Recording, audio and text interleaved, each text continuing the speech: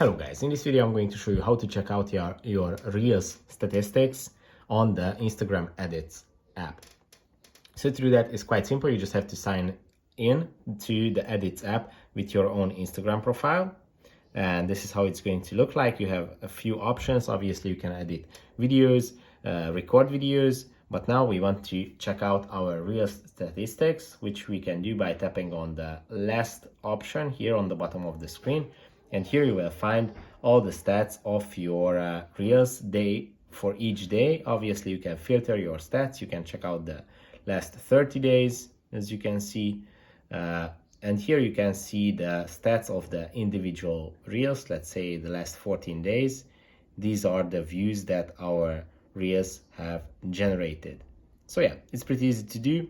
And a very nice app to look over all the stats that you can find. Here you can see the follower counts, the saves, how many saves each reel received, and so on and so forth. I hope this video was helpful for you. If it was, please consider sending a super thanks donation.